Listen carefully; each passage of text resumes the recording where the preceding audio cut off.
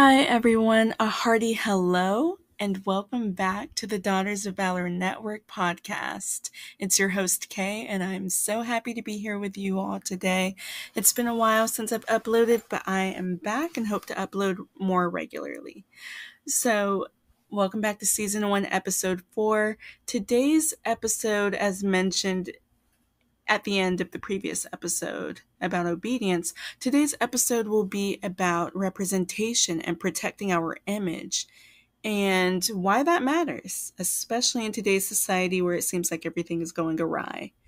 So first, I would like to begin with an opening scripture coming from Proverbs 22:1, where it says, "A good name is to be chosen rather than great riches, and favor is better than silver or gold." So a couple of opening questions. What does representation really mean? What does it mean to be a man? What does it mean to be a woman? Or should I say upstanding man and upstanding woman in today's society?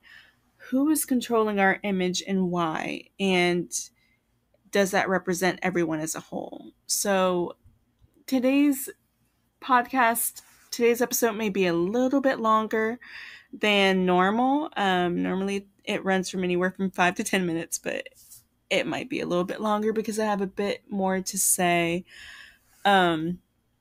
So first about a man's reputation. So a scripture on that is Psalm 112:7. "Surely he will never be shaken. A righteous man will be remembered forever." And so I wanted to kind of talk about that a little bit, just within the context of US society, because that's where I am based.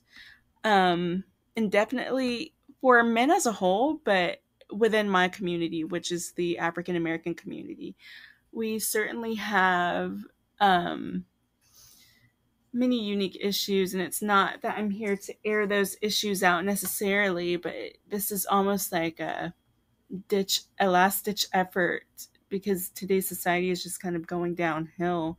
So, anyone that can listen and share this with others and bring awareness, it would be greatly appreciated. So, just in terms of my historical research and digging, I noticed that for African American men or Black men of the 1960s and prior, their image was that of honor and masculinity, them being present in the home, taking care of their children and family. And that was amongst our own community, working and instilling good moral character and discipline. Now, of course, with racism and in the context of white society, I won't even say greater society, but just white society, there was a whole nother type of controlling image that was portrayed. And we'll talk about that later on in this episode regarding controlling images and what that means. Whereas, once again, within the context of strictly the African American community, the 1980s and beyond saw the rise of the crack epidemic, which certainly was planned. That was not just happenstance by any form or imagination in any shape or form. We also saw the rise of drug dealers and that being allowed in families, overlooked, ignored just because ends needed to be met. So, just sweeping things under the rug. The school to prison pipeline, which once again is also by design. And we also saw missing fathers from the home. And I'll talk about that a little bit more whenever I talk about women's reputation in a minute. So, kind of shifting gears, I don't want to harp too much on the man's reputation because I think there are men out there who can already vouch for that. And I'm not, clearly, I'm not a man. So, I don't really find that, fitting for me to just do a whole episode because I don't want this to become a, toxic, quote unquote, toxic masculinity, beat up on the man session. I'm not here for that. This is the Daughters of Valor Network podcast, so I'm here to hold women accountable and to really kind of give context to what we as women can do to kind of change our image.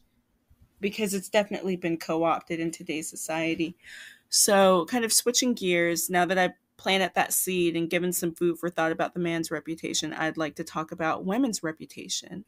So, if I read Proverbs 31 and 10, which is pretty much Proverbs 31 is the underpinning of this whole podcast, about a daughter of valor or a woman of valor, really. So Proverbs 31:10 says, "Who can find a virtuous woman? For her price is far above rubies." So if I look at the 1960s and prior, for Black women specifically, there was the notion of us being the epitome of femininity within our own communities. We were hardworking, we were virtuous, and abstinent. There's this article. It was on JSTOR. I think it was written by Shirley Carlson. I believe that's her name. I apologize if I got it wrong.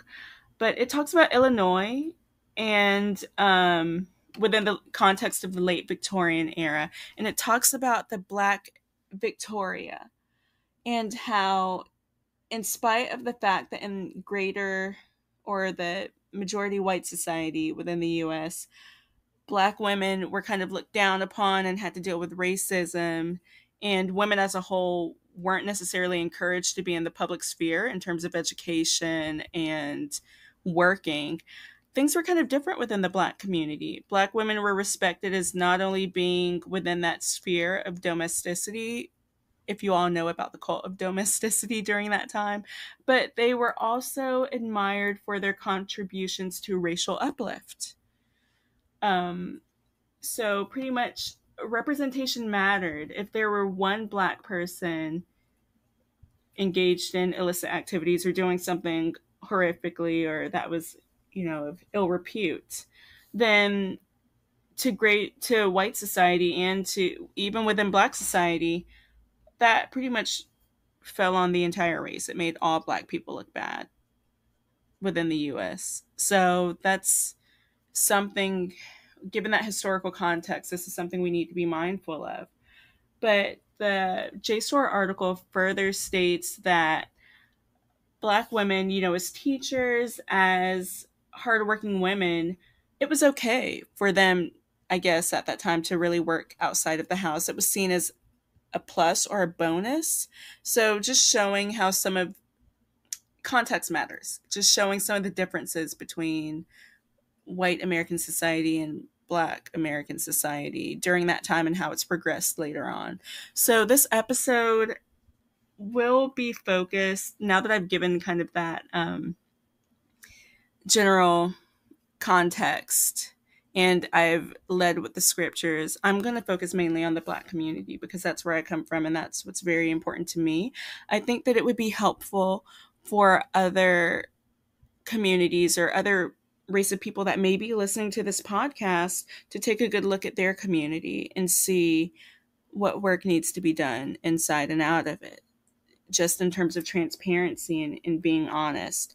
Not that everything is about race or this is really a race issue, but there's a lot of work that is out there that needs to be done, and there are things that need to be said, conversations that need to be had, and hopefully this platform can serve as a way to kind of open that conversation and kind of say,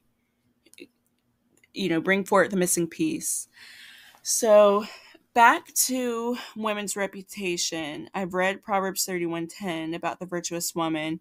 We talked about 1960s and prior, how Black women at that time within our own communities were the epitome of femininity, hardworking, virtuous, and abstinent. I really touch on abstinence because it wasn't really until, I guess, like Planned Parenthood and so many other organizations, social organizations that came into Black churches that started working with the pastors, providing monetary incentives for them to start kind of changing the paradigm or bringing about a shift in terms of the way that we looked at abstinence in the Black community.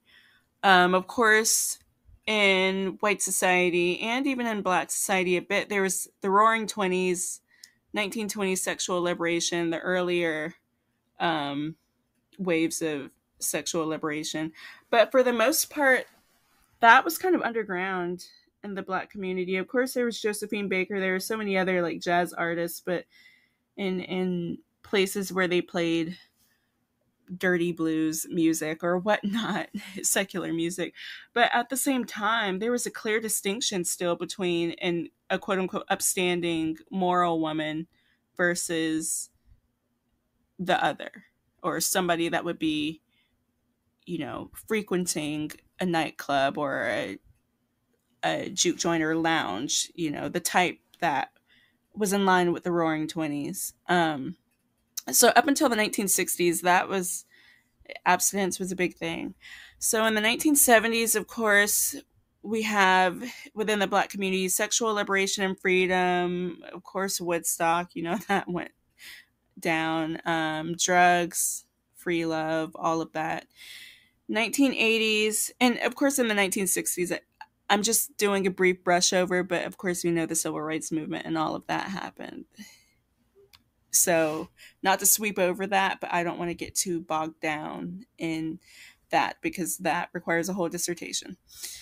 So in the 1980s, we saw social assistance and welfare, and there are actually clips on YouTube of interviews that took place during the 1980s of Black women where they directly stated that in order to receive social assistance and welfare, it required that men not be present in the home for them to be able to receive that assistance.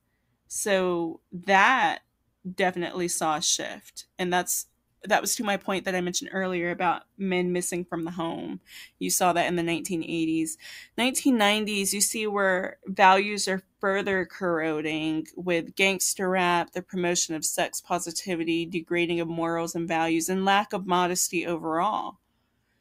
And so my question to the viewers is really, what are the consequences of that? And what does that really mean whenever your community is just degraded? We pretty much get what we see now, ghettos all over the place. And of course, there are all kinds of reasons that are valid for this taking place. A lot of this is by design. Of course, we know that impact institutional, systemic, and systematic racism within the culture of the US. But at the same time, now that we have all of this information and we know about racism and we can write dissertations on it, we can break it down to the umpteenth degree on how it's impacted our community. What are we going to do about it? Are we still going to allow this to take place? Or are we going to work very hard and come together as a community and change our image? So I wanted to get further into the question about who controls our image. So sociologist Patricia Hill Collins, she has a book called Black Feminist Thought. And in that book, she talks about controlling images. Granted, she applies it to only African American women, but I think that there's something that can be said for, of course, African American men, all communities of color, and just really communities within the US as a whole, because it seems like every community is seeing some form of corruption, some form of corrosion, some form of degradation. But Patricia Hill Collins defines controlling images, once again within the context of Black women, as intersecting oppressions of race, class, gender, and sexuality could not continue without powerful ideological justification for their existence. Portraying African American women as stereotypical mammies, matriarchs, welfare recipients, and hot mamas helps justify U.S. Black women's oppression. Because the authority to define societal values is a major instrument of power, elite groups, in exercising power, manipulate ideas about Black womanhood. These controlling images are designed to make racism, sexism, poverty, and other forms of social injustice appear to be natural, normal, and inevitable parts of everyday life. And I certainly agree with that. I definitely agree with that. And when I apply that to the context of black men, not all black men are gangsters, thugs, on the street corner, selling drugs or doing goodness knows what else, not present at home, deadbeat dads, all of that. That doesn't represent all of them. Just like mammies, the matriarchs, hot mamas, Jezebels, sapphires, every single stereotype that you can think of does not apply to black women. So why are we seeing this in the media? Why does it seem like this is just prevalent?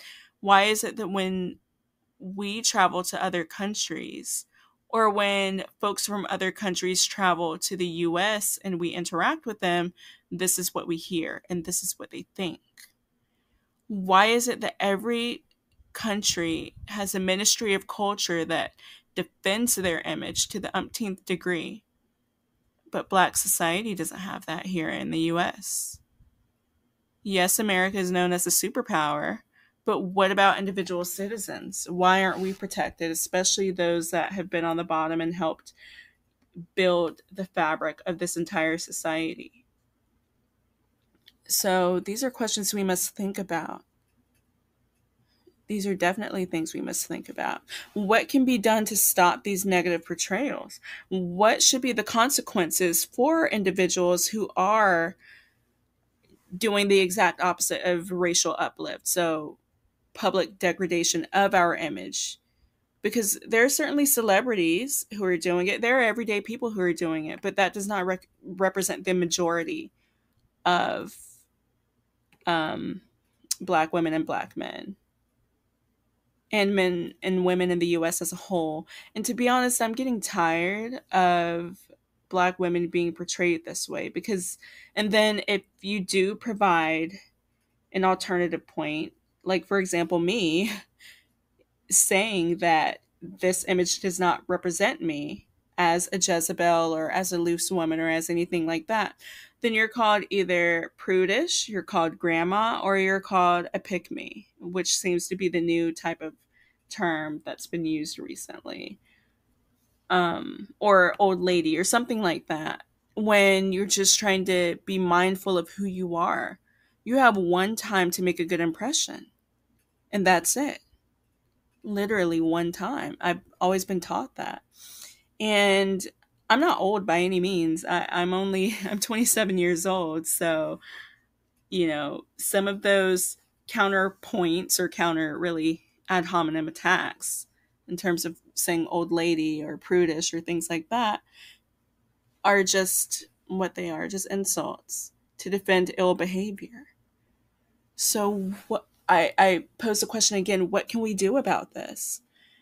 And how do celebrities contribute to the hijacking of our image?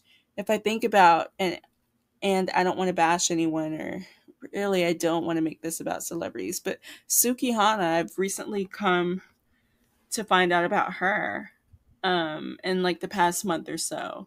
Nicki Minaj has been doing this for years. Lil Kim, Cardi B, all of these individuals, they don't represent us.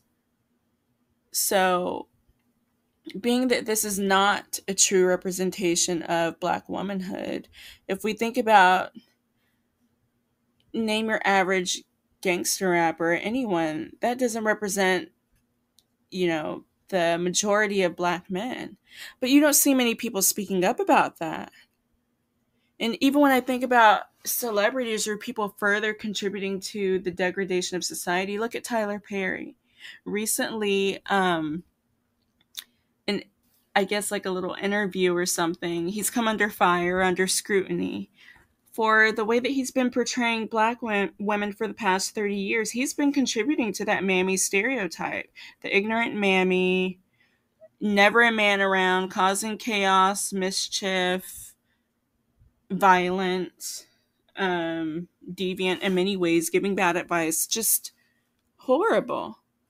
So there's something that should be said for that too. And why are we supporting? We as black women, why have we supported him the entire time? We should have been boycotted him. And anyone that's making a mockery of our image. most of these celebrities who are degrading themselves, there should be some kind of like fine or boycotting or something going on.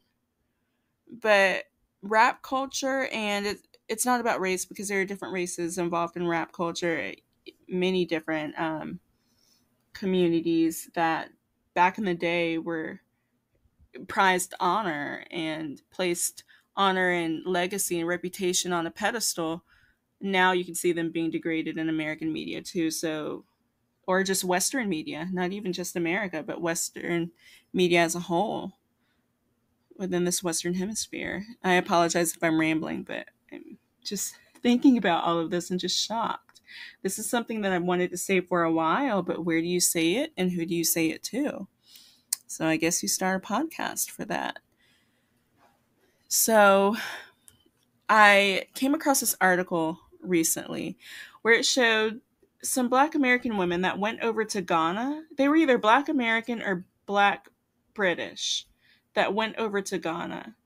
And they went to the area of the Elmina slave castles. And they started dancing rather lewdly and lasciviously. They were twerking. And they said that they were doing it for the ancestors, causing a public degradation of a site that's historical and very important. There should be some kind of repercussions for that. And people were saying as much in the comment section. So, and then you have Sukihana in London saying that she's going to London to have all kinds of illicit acts performed on her body parts. I mean, things like that are just what do we do?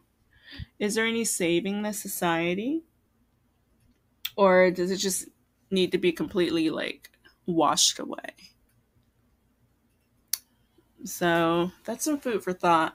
It definitely reminds me of that scripture where it mentions about the daughters of Zion being haughty and the filth of the daughters of Zion being washed away eventually.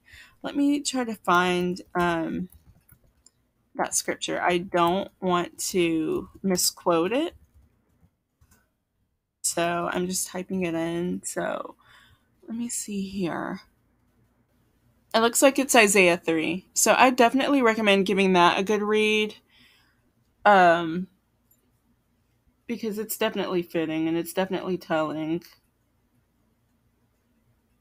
And so I think I'll leave it there mostly, but just think about it. There definitely should be some kind of repercussions to combat the negative portrayals of Black men, Black women, women and men as a whole.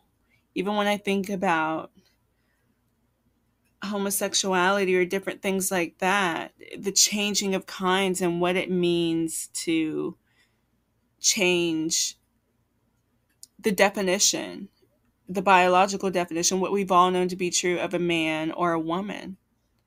Why have we allowed that to go on? What does that mean for our children, for the future generation? What information will we pass down? What legacy will we pass down? Is this a part of a greater agenda, or is this just something that's happenstance? You all tell me, and please feel free to interact and engage. So yes, thank you once again for tuning in to the Daughters of Valor Network podcast. You all have a blessed day, and I pray and hope that I'm able to interact with you all in the near future. Thank you so much. Bye-bye.